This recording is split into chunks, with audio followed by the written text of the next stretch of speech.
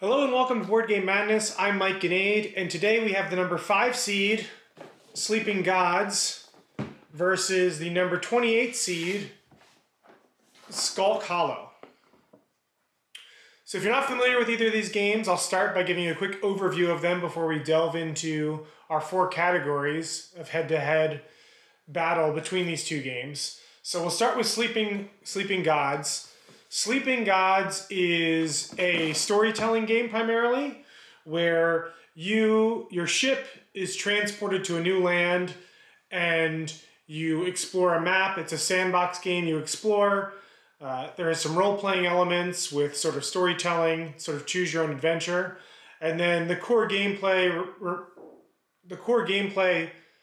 circles around collecting resources and battling enemies. So that's Sleeping Gods. You can play it in one long session, just sort of leaving it set up on your table, coming back to it and playing through the campaign. Or you can play it in different sessions, and it has some great components making it easy to save and come back to. Skulk Hollow is a head-to-head game. I describe it as sort of the video game Shadow of the Colossus in a box. That's sort of the main concept. It's asymmetric, so one player fights as the monster or the big bad guy or the Colossus, and in this particular version, the first version, the other player plays as like fox heroes. So you've got multiple warriors who can climb up the big monster and try to defeat it. There is an expansion called Mall Peak, which has more monsters and like bears as another faction to play as that side. So that's Skulk Hollow in a gist. We'll talk about it more in gameplay mechanics when we get there. But first up, our first category is production. And both of these games have pretty good production. We'll actually start with Sleeping Gods. Sleeping Gods, again, is a storytelling game. So you have this book, which is a map. And when you go off the pages, it tells you what page to turn to.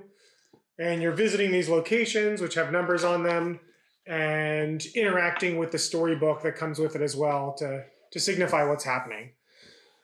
Ryan Lockett did the art for this game. So, I mean, he basically did everything for the game. It's really impressive. So we've got some beautiful artwork for all the items that you have. It's set... I don't know if it's set in one of his universes. I know he has a couple universes. Here's some of the enemies. Each crew is represented by one of these character cards, I guess, with a quick synopsis of what that crew member's backstory is. Because in the storybook, they're obviously referenced a lot, and you'll want to know what's going on.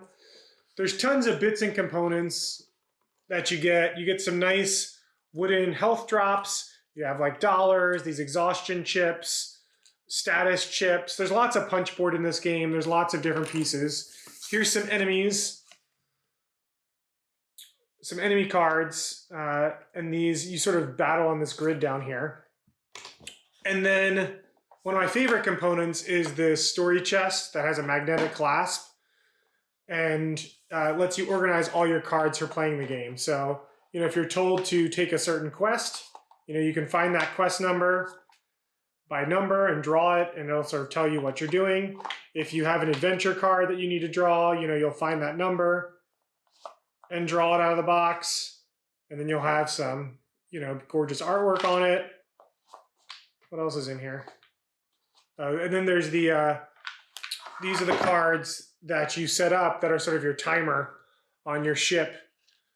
These catastrophes that happen and sort of count down the length of your game. Obviously, you can replay it. One of the cool things about it as a storytelling game and a sandbox game is you can play through it multiple times, go to different locations, take different quests on, and record your progress in the journal so that you can come back to it and play it again to actually beat it. It sort of takes multiple playthroughs, I think, to effectively and efficiently beat it before time runs out, which is sort of interesting mechanic, although you will make progress in whatever adventure you have. Skulk Hollow, on the other hand, very different art style. One of the cool things I like about it is each character you play as, if you're playing as the monster, you take your sort of deck box. In that deck box, you've got like a big wooden meeple.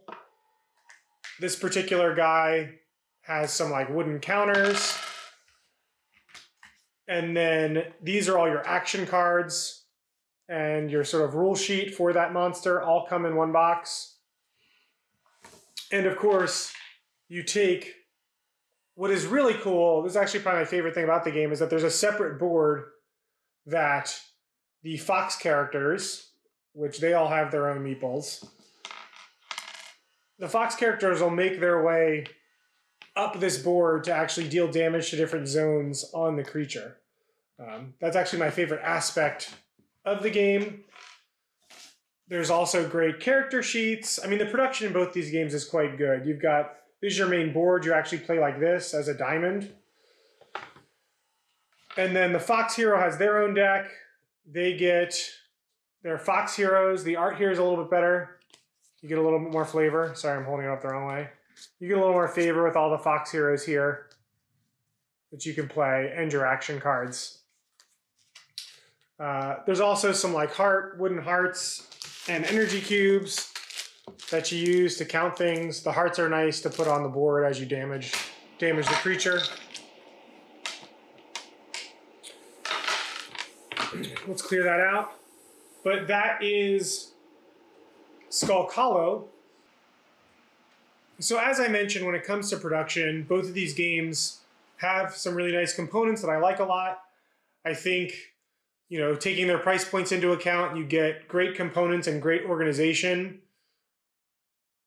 in both boxes. I think it really comes down to art style and sort of which art you're more inclined to like.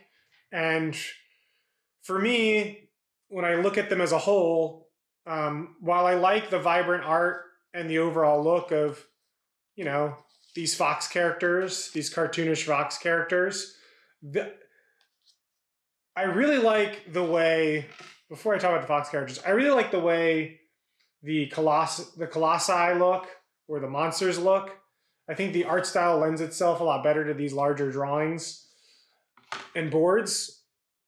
While I don't have anything, I think this artwork is fine for the heroes. It's not the same to me as the type of artwork that Ryan Lockett does in Sleeping Gods and the immersion that production gets you. So, well, I think both of these games have pretty good art styles and great production and organization and thoughtful production. I would actually go with Sleeping Gods just being slightly superior in this case. It is close. It's subjective, of course, but I think I can't imagine anyone getting Sleeping Gods and thinking like there's not enough stuff for their money or the components aren't nice enough. The components are very nice. The magnetic organization box is phenomenal. The maps and all the artwork and all the cards is exceptional.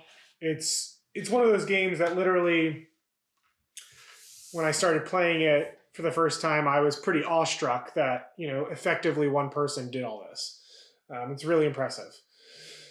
So for production, I would personally go Sleeping Gods, although it is pretty close despite the seeding of Board Game Geek rankings in this particular case. We'll move on to game mechanics. This is a tough one because it depends on sort of what you consider to be game mechanics. The core loop and the core game of Skulk Hollow, I mean, it's a 40-minute head-to-head game.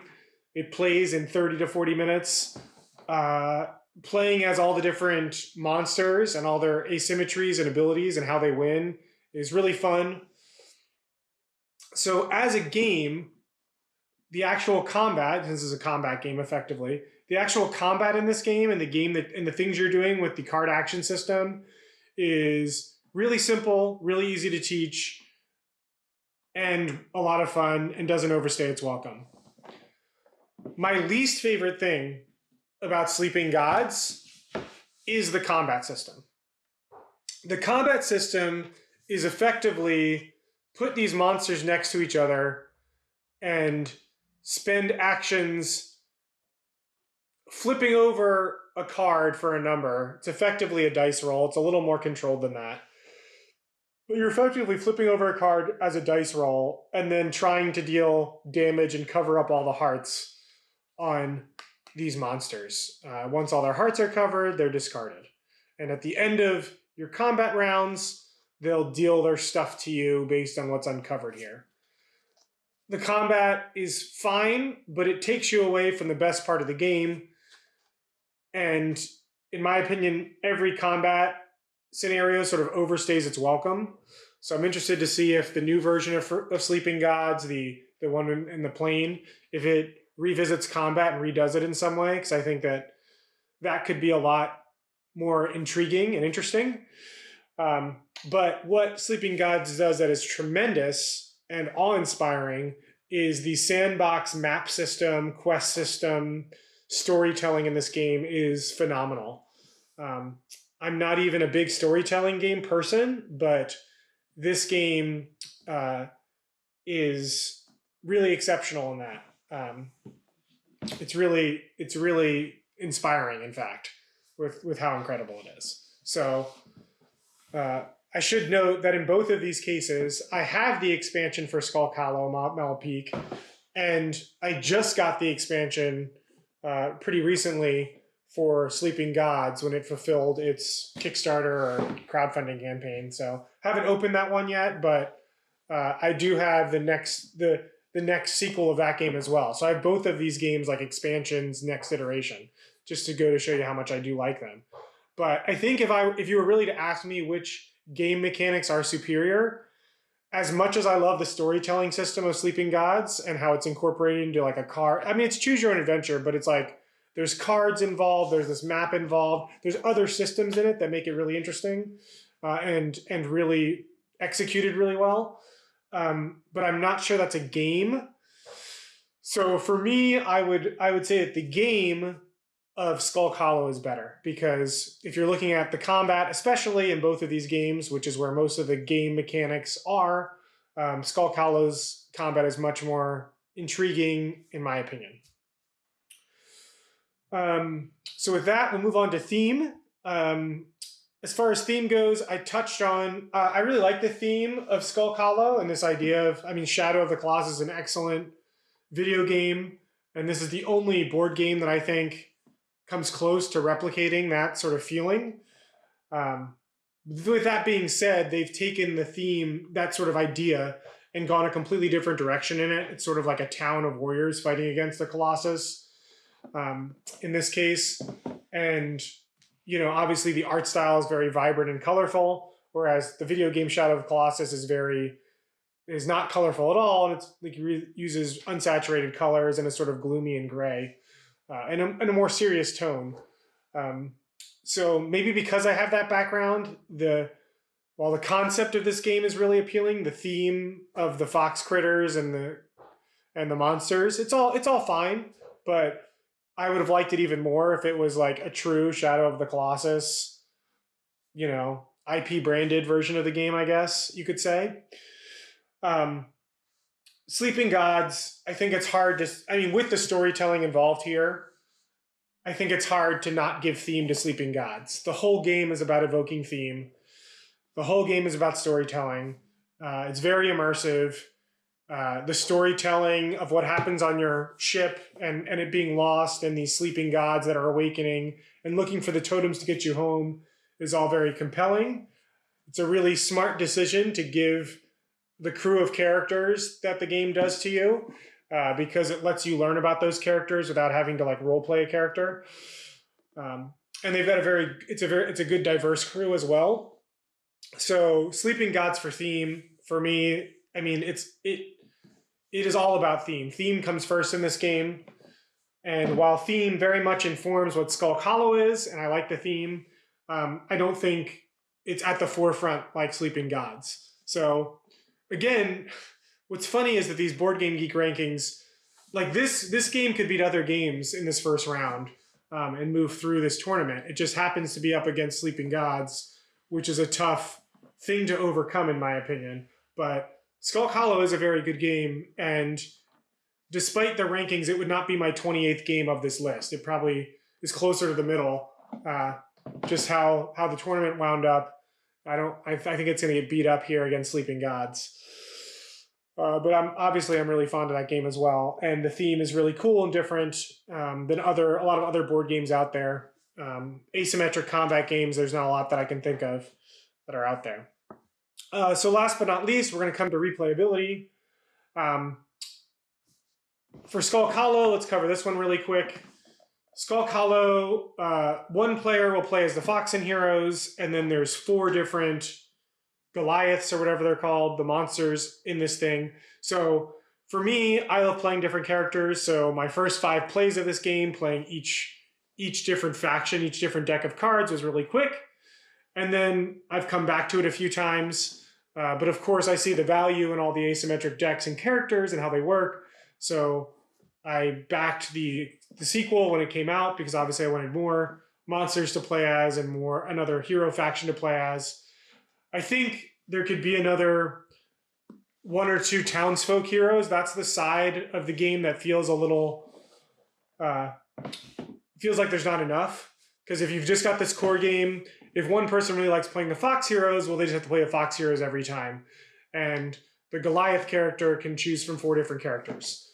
And even if you have the expansion, then the critters defending their town, there's 2 different decks to choose from, and there's 8 Colossuses to choose from. So it feels a little, I feel like that it's a little imbalanced there. But as far as replayability, and you're going to play this, I think you would want to play each character.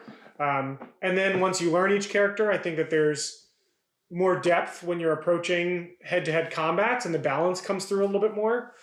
But there's plenty of replayability in the main box, but nothing crazy high to sort of talk about or take home with you. Sleeping Gods, some people may play through the campaign once, and that may be it for them. You can always reset the campaign and play through it again and keep a new journal. And I think to effectively beat the game in the time frame it gives you and explore all the content, I think this game requires multiple campaign playthroughs. I'm personally on my 2nd campaign playthrough. The game on the back says 1 to 20 hours. You can always save your game state, but as you go through cards, there is a timeline, a deck of cards that when you run out, the game is sort of over. I think you go through it once or twice and then the game's over. And that's where that 20 hours comes from, maybe a little quicker, but that's how long a campaign effectively takes, like one playthrough of start to finish of the story. But this isn't a game that there's so much to explore in this game. I feel like I'm just scratching the surface. So if you really like the storytelling in this game, you can definitely play through the campaign multiple times. And for me personally, having a game that lasts 20 hours, that you play in this day and age that takes 20 hours on your table is impressive and has great replayability in and of itself. And the fact that unlike legacy games, you can reset this and enjoy it multiple times or with a new group of friends, I think makes that replayability even stronger. So for me, I'd have to go with Sleeping Gods. The sheer amount of content and the scale of this game and what it's achieved is really quite impressive. I bow down to Ryan Lockett, honestly. Like, I'm dumbfounded by his talent and quite jealous of it. So that does it for this matchup of Board Game Madness. We have Sleeping Gods triumphing over Skulk Hollow. Although, as always, keep in mind, these are some of my favorite games from my collection. They're all things I personally bought with my own money and have not been culled. I regularly cull probably 2 times a year. And these games have lasted however long I've had them in my collection so far. And I've avoided being culled thus far. So it's always hard to see one you like lose in the first round, like Skulk Hollow. But you can't deny Sleeping Gods moving through to the next round. So Sleeping Gods is our winner, and we'll see you next time. Be sure to like and subscribe and let us know what you think in the comments, and we'll see you tomorrow with a new video. Thanks for watching.